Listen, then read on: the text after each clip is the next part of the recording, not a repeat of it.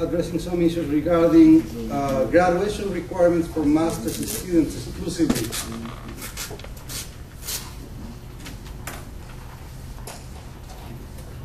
So I hope all of you are master's students, right, or have concerns about graduation requirements for master's students, because that's what we'll be dealing with.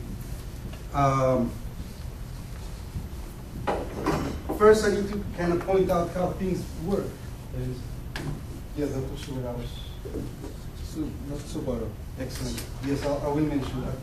So, I think it's very reasonable that in a program study which has been developed and planned and so on, a student is required to fulfill some specific courses or sequences and so on before that person can graduate, right? So that has been done, and it is published in the graduate catalog of the university, and that's kind of the highest, to my knowledge, the highest authority as to what are the requirements to be admitted to graduate from a program. So you may have heard that before it could be done like this or like that. Well, now, unfortunately, things have changed. It's just a different world. And you do need to abide by the rules, and you are responsible as adult students to know what the rules are. So when you join a program, you needed to have looked at, okay, what do I need to graduate? And that is all in the graduate catalog, which these days is available online. Let me see if I can show you where to get it for easier referral. No. Well, this gets ready.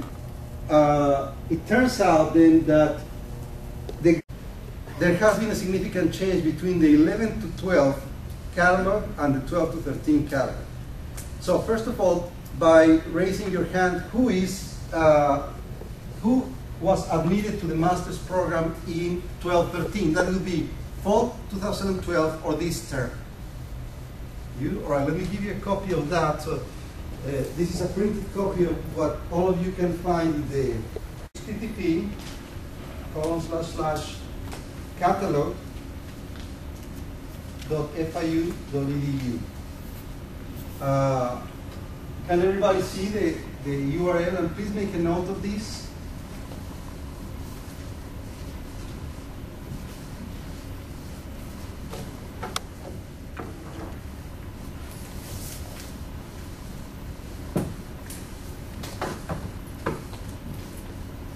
And you have to get your catalog and know what's being required of you to graduate if you want to graduate. Part of the requirements that you see are admission. Now, if you have been fully admitted, then you don't worry about that because you somehow fulfill that, whether you know it fully or not. ECE department, and then it brings up, I'm anyway asking one student assistant to email all the master's students the two URLs that you need to get, this page and the page for 12-13. So, very specifically, many of you, by show of hands, who is in the thesis option? Okay, primarily we're concerned today with the non-thesis option. So you will not need to create a thesis, but in the 11-12, you're still asked to go through this exercise called the graduate project and get at least a B. The graduate project is somewhat similar to a thesis, but less rigorous in some aspects. It does not go to the university graduate school for review in terms of format and so on. It's more of an internal process. But it is required, and they will be checking that you are enrolled, were enrolled in EL 6916, and you got at least a B. If that doesn't happen, they'll probably raise a flag. So there has been an issue here. This appears in the 11-12, but then it was found by the department and agreed that there were better ways to give you guys the expertise you need, and it doesn't appear in the 12-13. So the student who is in the 12-13 case, your paper doesn't say that you need to do a graduate project. So in that sense, you're exempt to that requirement. For most of you, you need to do this. However, there's a limited number of sections being offered because the department, in a sense, sort of moved to the non-graduate project mode. But we are aware of your requirement. We just had a meeting, Dr. Andrew, Dr. Vansari, chair of the department, and myself. And Dr. Vansari has taken a an executive action to open a graduate project section where all of you who need this can enroll. Take it this term, get it out of the system, and do well, get a B or better, and it'll work out for you. Dr. Avanzali just gave you the information, so you probably want to write this down or write it on the board and read it. The instructor will be Dr. Subarao. Subramanian Krishnan. Oh, who? Krishnan. Krishnan. He also has a name that sounds like Subarao, right? Yeah. Subramanian Krishnan. Yeah. Oh, I see. Well, Dr. I don't know if I'm spelling it right. Very important course number, course ID rather, 0157 60. Just in case PantherSoft says somebody else is instructor, don't worry about it, because the PantherSoft takes time to update the tickets that we send out to them. So even if it's showing somebody else as instructor, don't worry about it. Okay? This is offered this semester. So You have to be part of those 27 credits. This is the other 3 credits that you need to have the total 30 credits. The catalog says, were there any leftovers from 11-12? So that's what is up. First, the student must complete 27 credits of coursework approved by the advisor. Second, the student must successfully finish the graduate project. So the 2 requirements, right? So this is the part B of the requirement, the graduate project. Part A is 27 credits, which includes the 2 math electives are included in the 27 credits. What should be regarding the graduation project? I see on the system there is different instructors. That's Yeah, regarding- can I choose different instructor? Like if I If work with the something- instructor wants to Yeah, take you. Yeah. Originally there were 2 sections, but we have found that Dr. Ellen's section was open inadvertently. He is really not going to teach that. So the other one I understand is Dr. Fan. If Dr. Fan would like to take you in as students join his section. But How about Dr. Hayden? If he wants to work with you. Any faculty member, I believe, will be able to open a section if they act quickly, because remember, you have only 3 more days of drop and add. So you need to talk to your target instructor and make sure that you're going to make it on time. It is your responsibility. If that's the case, they need to quickly request the opening of a section under their name, and you need to quickly drop something and add their section. If you don't do it, you will be out of luck in that one, and it'll be your responsibility. What's being set up for the rest of you guys is a section where it's open already. It may have a different instructor, but that's not an issue.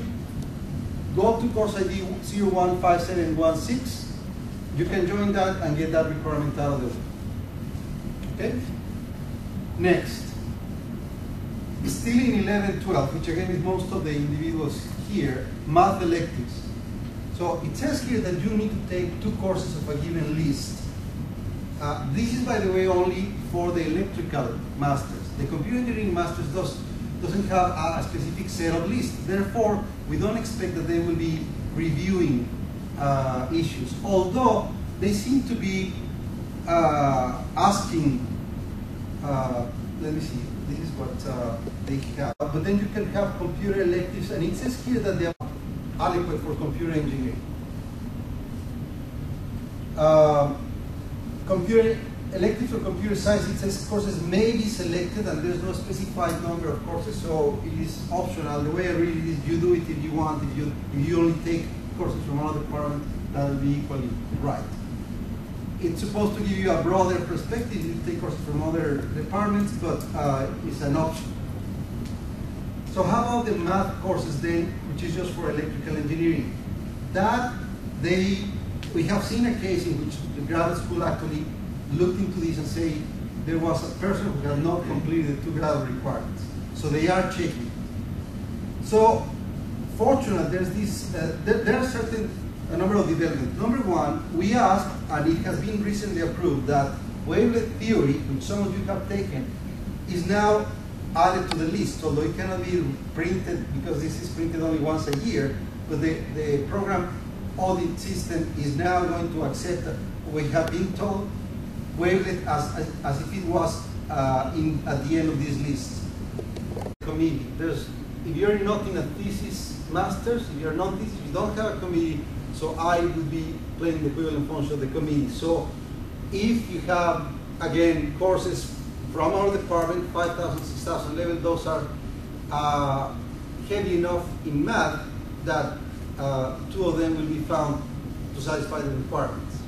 So bottom line is, we're working on this. We need to have a confirmation that indeed they will let us do that.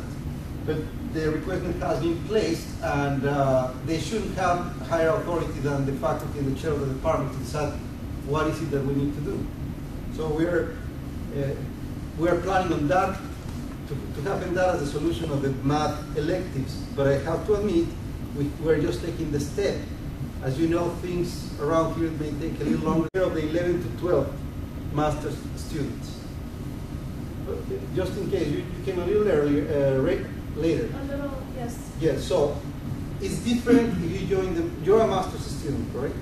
Yes, but I matriculated into the program in fall of 2012. Right, so you are in the second case. So your graduation is determined. 4,000 from the computer science department. 4,000 doesn't count for a master's. Well, But it was approved by Dr. Andy. No, are you in computer engineering? Yes, I'm in. Yeah, actually it says It here. says in the catalog. It says in the Here catalog. it is at, All right. Okay. so yes, if it was approved, but we will ask you.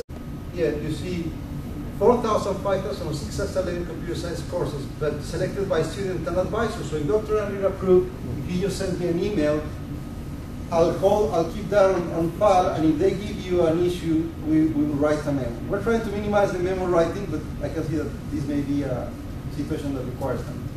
Any other questions? Yes.